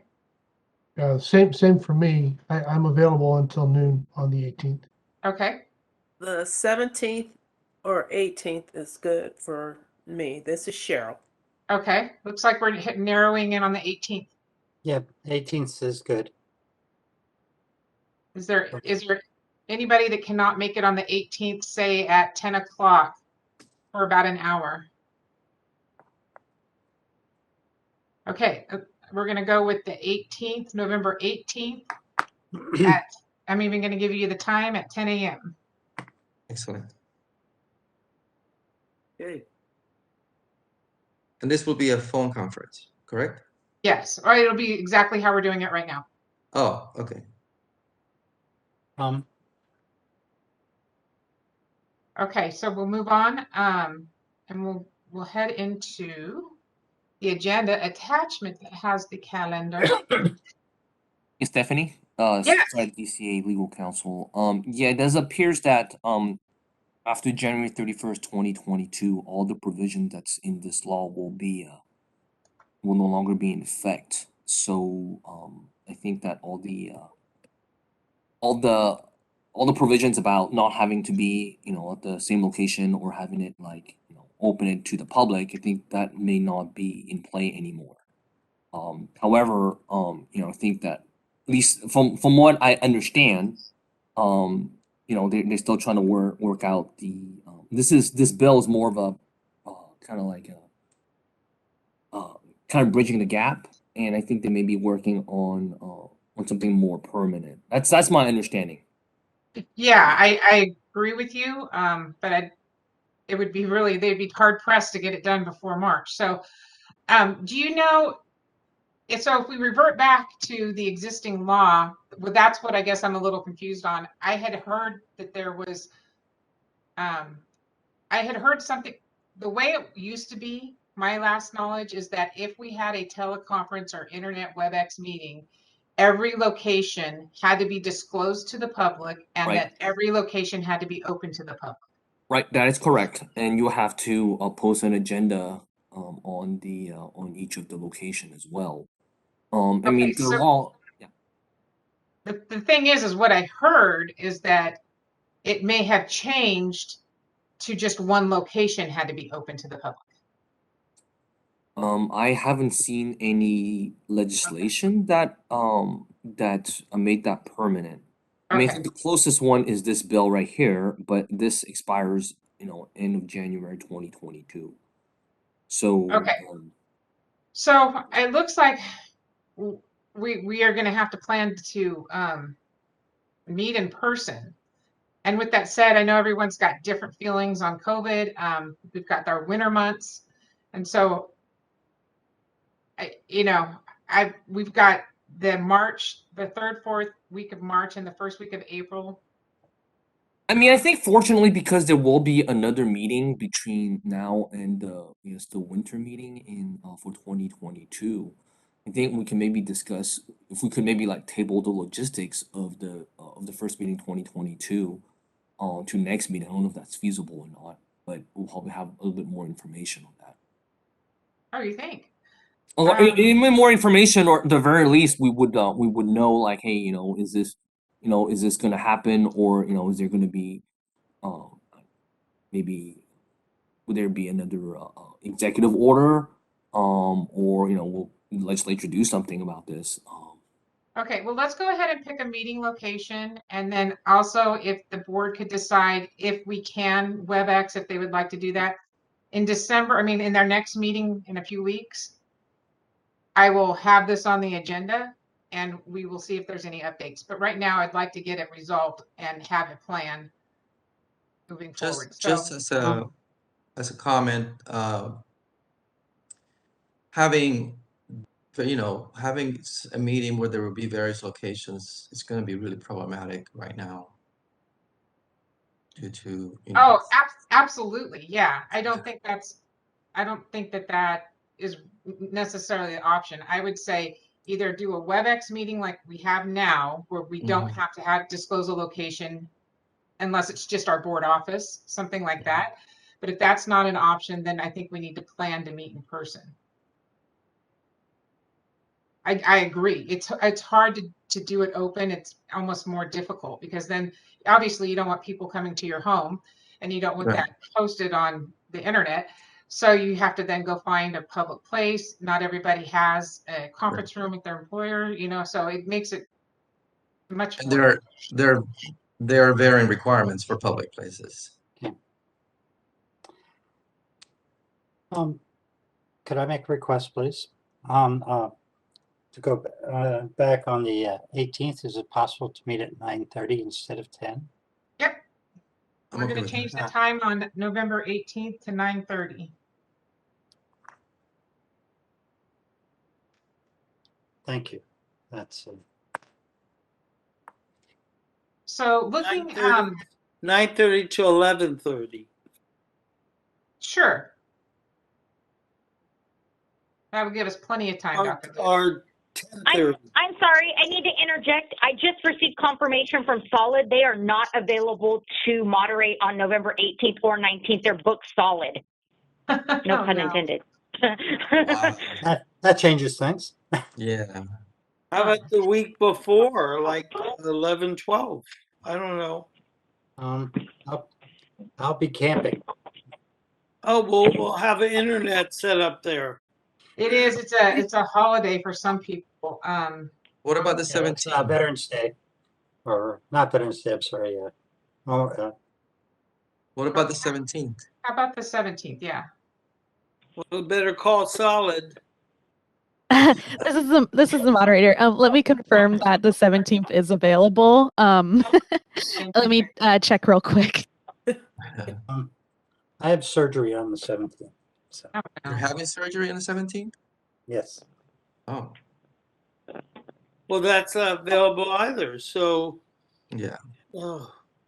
How about the 11th we can't. How about the beginning of this 22nd of November before Thanksgiving?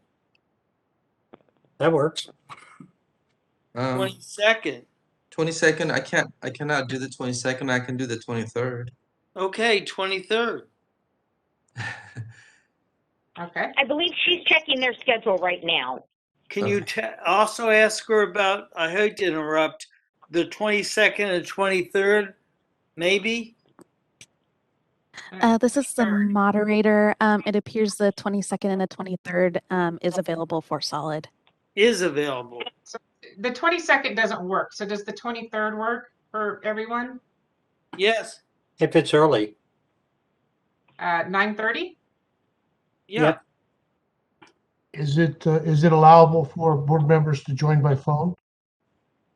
Yes. Okay, yes, then I could do the 23rd. Okay. So we're going to do 11:23 at 9:30 a.m. Mm-hmm. That is a Tuesday. Yes. Mm-hmm. Yep. Well, thank you very much, moderator, for checking on that. That would have been not. You're welcome. So going back to the March calendar of next year, there's 3 weeks circled there in March and April.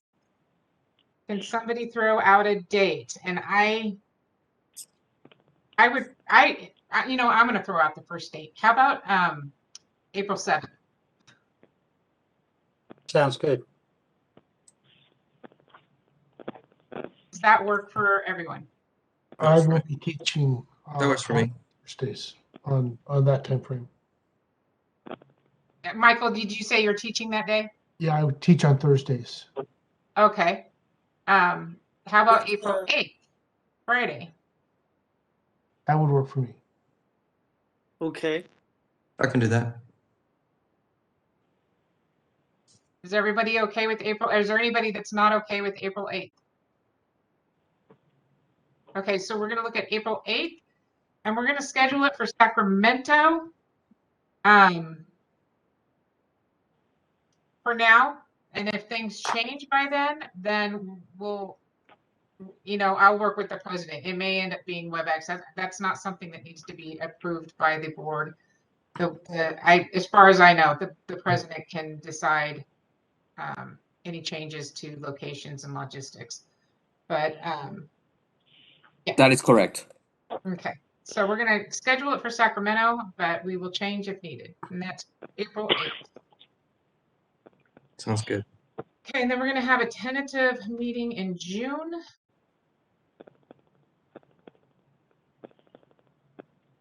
And that would be in Southern California. And does anybody want to throw out a date there? This is a strange time for a lot of people. A lot of people like to go on vacation during these 2 weeks.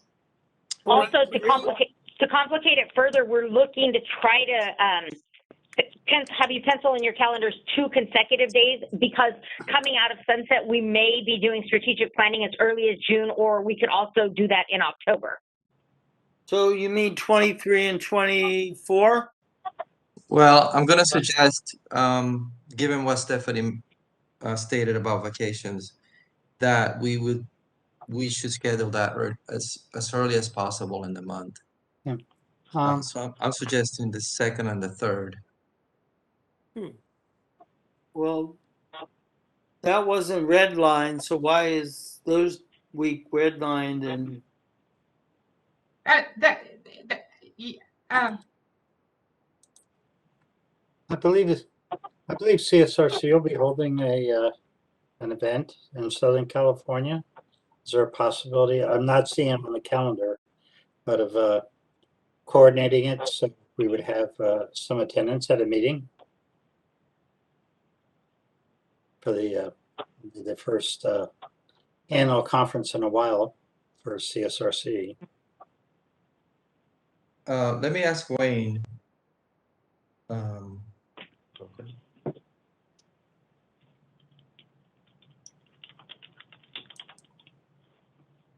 There's nothing on the website, you said? Well, I'm double checking right now.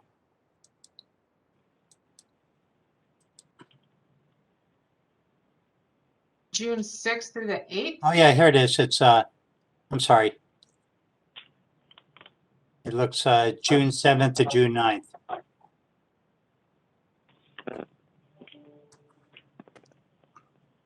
So what if we did 9th and 10th? 9th and 10th. Does anybody have any kids or grandkids that are graduating? That's the only thing I can think of. Or we could do it before the conference. You said it starts on the 7th? Yes.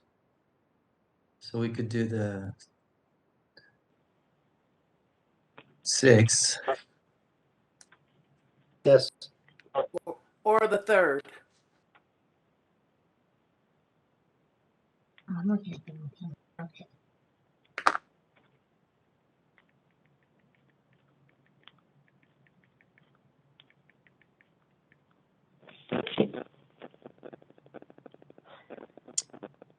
Okay, so what 2 days do you want to target there? So we definitely need to schedule 2 days. No, we can actually, I think we should probably do the strategic planning in October. Okay. But I think we're just trying to be safe there. But no, we only need to do 1 day. Then I suggest the 6th to for that meeting to be held. Oh, let me ask you this though. In the past, we have held meetings during while the convention was going on, right? Uh-huh. So maybe we could just do the 7th on the first. Yes. First day.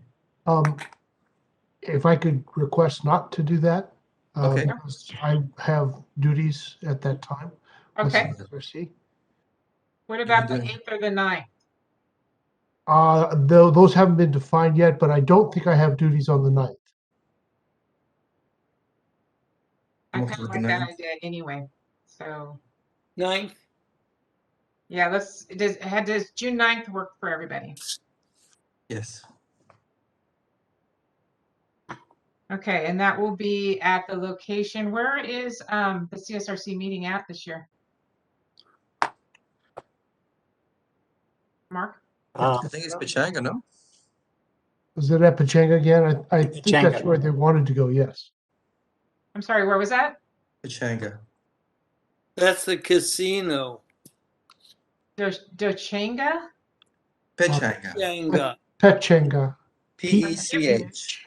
Is that near LA or Palm Springs? No. Actually in Temecula, I think. Closer to San Close to Diego, San between Diego. PEC. P-E-C-H-A-N-G-A. It's It's near Temecula. yeah. Okay, but it is Southern California, right? Yeah, it's between Palm It's in Springs and Riverside San County. Diego. It's in Thank you, the city Cheryl. of Temecula. Okay, great. This is Fred Chen, UDCA Legal. Is the meeting going to take place in that exact location where this conference is taking place at? Yeah, that is San what they Diego are. County? No, I think Yes. it's Riverside. It's right on the border. Closer to It's right on the our- border. And this location is a casino? It Yes, is. Pechango is the casino. Right, near Temecula. Where It's they a have wine planned tasting. casino, They have yes. meeting I rooms. do want to caution though, about the potential image issue of the board holding a meeting at a casino, a board meeting in a casino. And also like to maybe do a little bit of Absolutely. research on it before we finalize that location, because I do want to make sure that we're not going to run into any type of legal problems or issues. We could hold a meeting at a local school nearby. Mhm. Yeah, there's a school real close there. Yeah, it's JVC that has a school there in Temecula. Yeah. Okay, That would be so better. Thank you. The advantage, however, is having quite a few respiratory therapists there and then being able to participate.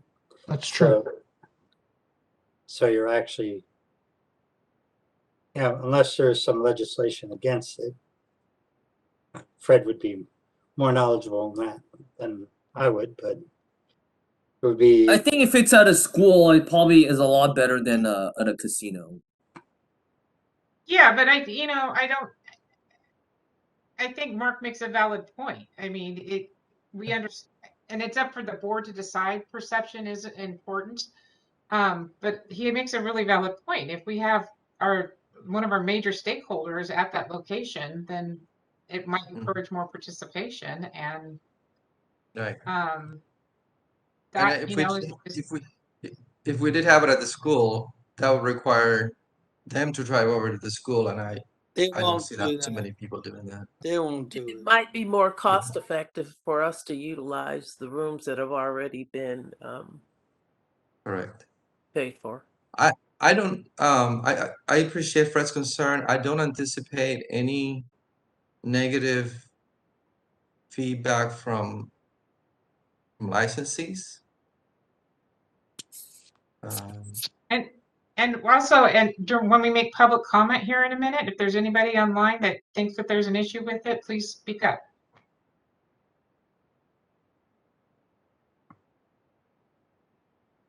So we're going to go ahead and try and get it as close to we're going to move forward right now with saying it's going to be on June 9th, and it will be at wherever the location at CSRC is. It sounds like it's at a casino, and we're doing it for the purposes of getting more participation from our stakeholders.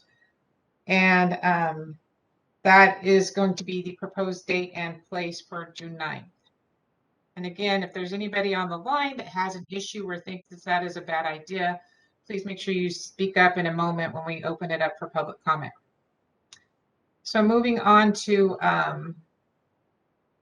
the final meeting of the year in October. We have 3 weeks circled there. Who would I like to? can only do the latter part of the last week you circled.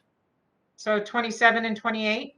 Yeah, I'm coming back from, I hate to say this, a cruise on the 21st. So this 27, 28 is the only day it works for me.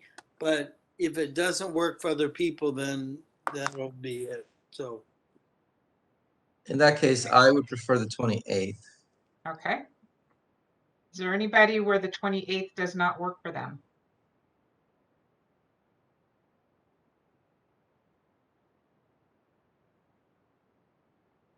Hearing nothing, we will make October 28th and we need to do 27th. We need 2 days on this one. Dr. Lewis, did you right. say you can do the 27th? Yes, 27 is good too. How long will the meeting be? So the 27th would be our board meeting and the 28th the strategic, or is it how it goes? I think we do strategic planning first usually, and there's a reason for it. I just can't think of it right now. Okay, and how long would that meeting be, approximately? It can vary, but I generally we can probably do maybe at most 6 hours, 4 to 6 hours on the 27th. I can make it work.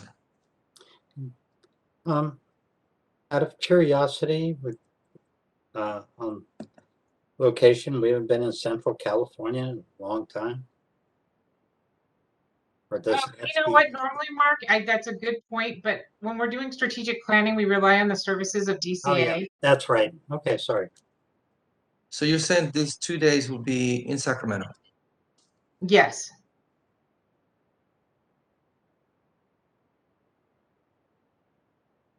Okay, so October 27th and 28th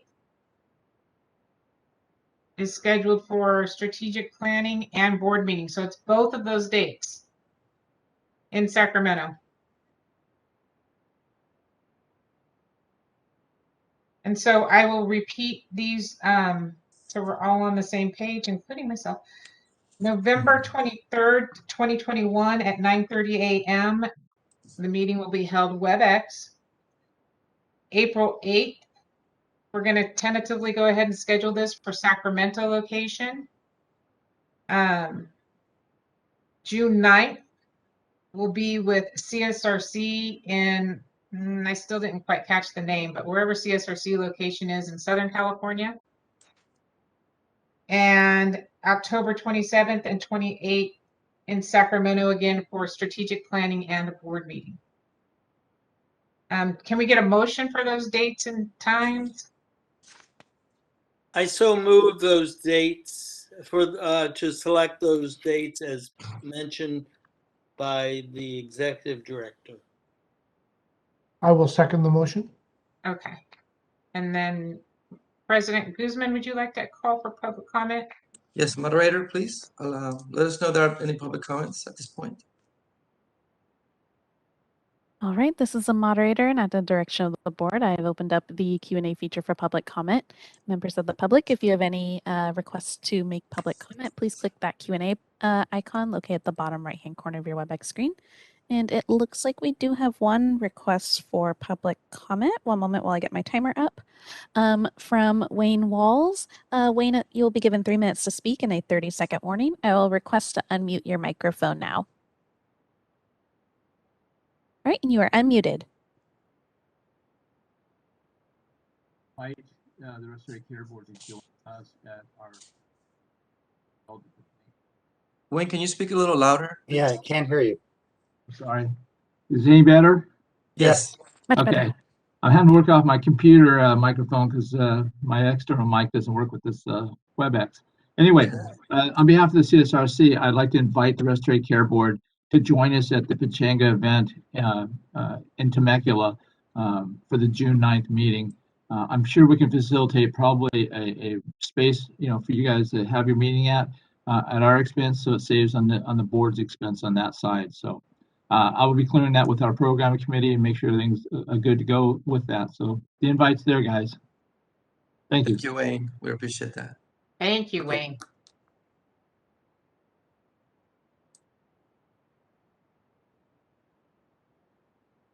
All right, this is the moderator. It appears there are no further requests for public comment. Would you like me to close that Q&A panel? Yes, please. All right, the Q&A panel is now closed. Okay. Do we need a roll call for this, or no? We can just move forward. Since we went ahead and made the motion, let's go ahead and do a roll call. Okay, Mary Ellen Early.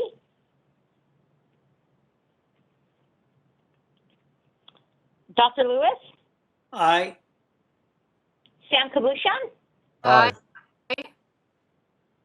Michael Terry. Aye. Cheryl Williams. Aye. Vice President Goldstein. Aye. And President Guzman. Aye. And for the record, Mary Ellen, you came in a little delayed. Can you state your vote again?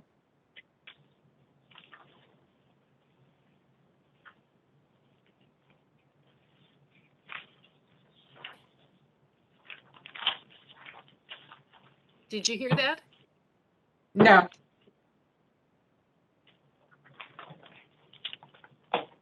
Aye. Thank you. Thank you. Got it.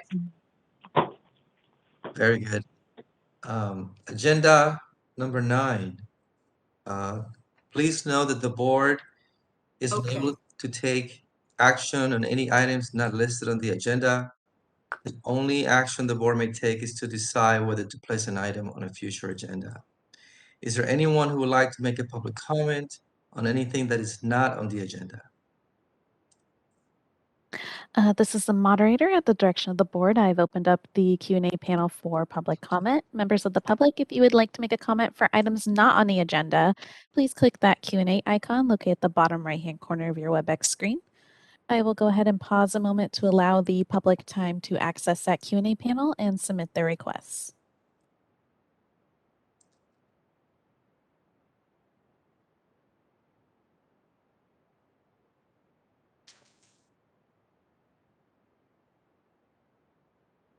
All right, it appears there are no requests for public comment. Would you like me to close that Q&A panel?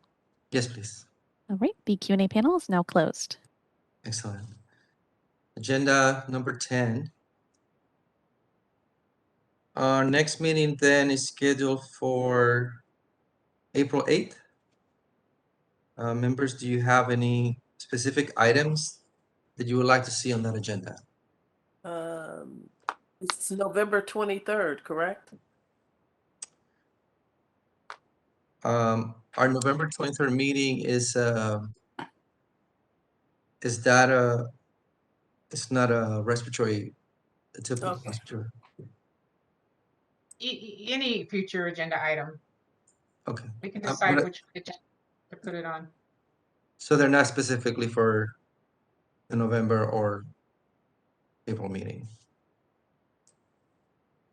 Correct, Stephanie? It could be for any. Correct, yeah. And then the November meeting right now, we have 2 items. One's going to be see if there's any updates on board meeting locations, and then the other one's going to be the sunset report.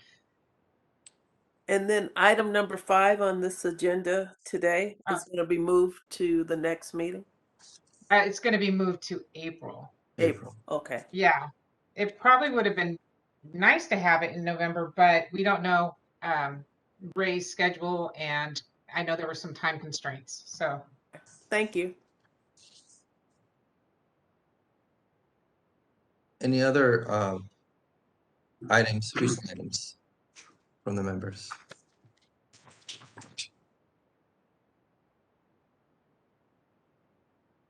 Okay, moderator, any public comments on future agenda items?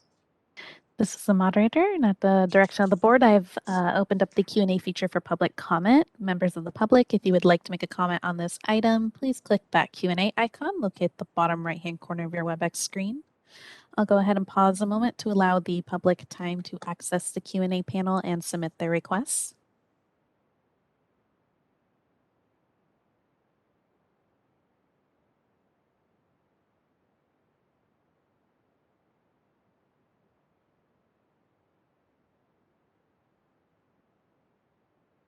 All right. It appears there are no requests for public comment. Would you like me to close that Q&A panel? Yes, please. All right. Agenda number 11 is our closed session. So we will now be going into closed session, and all telephone and online access to the public will end. Moderator, will we reopen the meeting after the closed session to adjourn the meeting? This is the moderator. I believe it's your preference if you would like to indicate if you're going to not return from return back to open session, but I will defer that to our legal counsel. You have to close the meeting. I would recommend just coming back into open session before closing. All right. In that case, I will go ahead and set up the closed session. One moment while I pause the recording. Moderator, do we stay online as we are currently? Correct. Okay. And may I make a request for a bio break? Yes, sir. Thank you. So about a 10-minute break or 5-minute break? I'm good either way. Either way. Let's do 10. All righty. Thank you. Okay. See you in 10 minutes. It's 12:06. We'll see you at 12:16.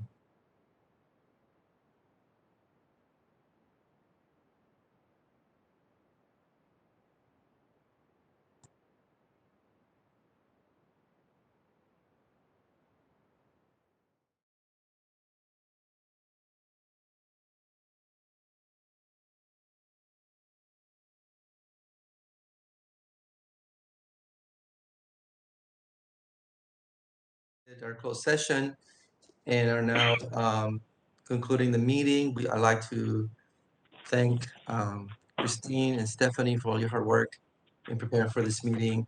I would also like to thank Sarah and Mike for being a great support system. And with that, the meeting is adjourned. Thank you. Everyone Thank have you, a good Mr. rest of your President. day. Thank you. Thank you. Be safe out there. All right. Bye. Bye-bye.